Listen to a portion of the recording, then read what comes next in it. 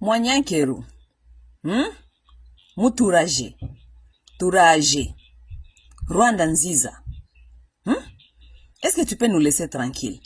Avec ton monsieur là, unaweza kutuacha tranquille na ule bwana yako? Pouvez-vous nous laisser tranquille?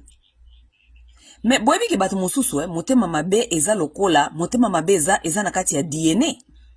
Mwanyankeru, motema mabe na yo na tasuki eza na kati ya DNA. Est-ce que tu peux nous laisser tranquille quand même? Tala motema na yo tellement ya mabe leki, tu es en train d'envoyer ton mari à faire des campagnes qu'il n'arrive pas à faire. Tellement que ozali greedy. Donc oza greedy, donc oza mutu ya bilinga linga, biloko mingi ya mokili, biloko ya bomengo. Tellement que ozali mutu ya bilinga linga, tu ne sais pas là où il faut s'arrêter maintenant. Ce que vous avez eu là dans 5 ans, boyibi mbongo ya chiligelou, boyibi mbongo nyoso.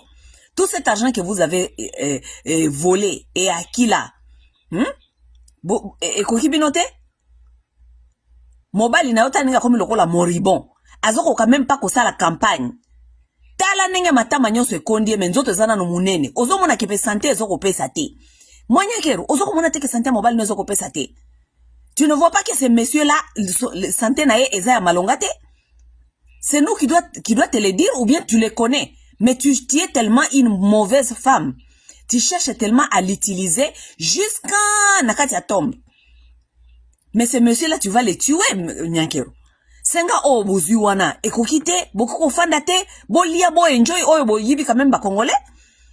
Il faut que tu viennes encore l'utiliser à le faire travailler jusqu'à akende kokufa kota na tombe. Mobile no na sala kola moribon azoko kasusu ko sala campagne te. Place nyonso azali kokoma il faut batika la ekiti afanda pour quelques minutes, il peut pas se tenir même pour 15 minutes. Diabète kangie tellement na makolo na nzoto tozo comprendre te état de santé na ye. Mwanyankeru, c'est nous qui doit te le dire. Tu ne vois pas que ce monsieur-là, il est très épuisé? Non, mais non. Même si on n'aimait pas quelqu'un, tu veux l'utiliser kaka asalambongo, yo olia, famina yo elia.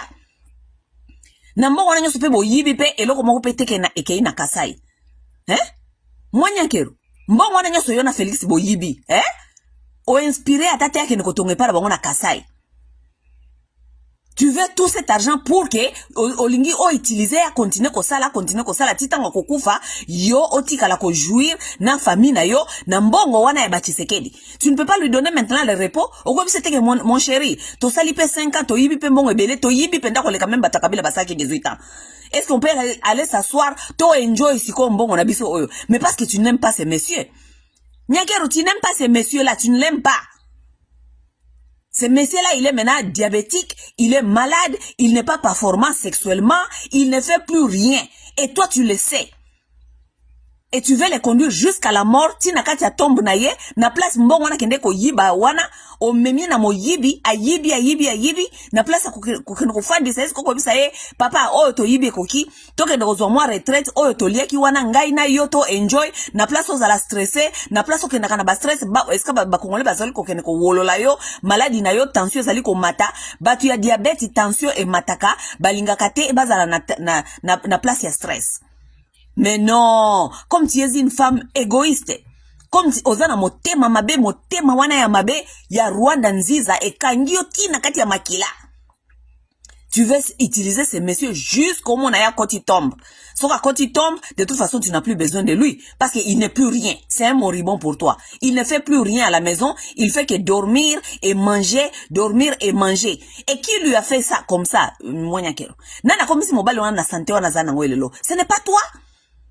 Ozana mobile zan maladif alia bilialia alia kinakana ba feti façon ya ko se comporter na ba feti ko lialia bilialia inko la kisake, c'est toi qui lui as rendu comme ça. Tu veux le tuer vite pour akufa yona bandeko na lokola bozalina no vivant ebele bozai pe ebele bo lia mbongo na yo wana nyonso parce que na mbongo na wana nyonso pe bo yibi eloko moko te bo investir atako et pas na bango yemoko na kasai. N'est-ce pas Mwanyankeru? Oh, ata motema ya mabe ya Rwanda Nziza soki eleki.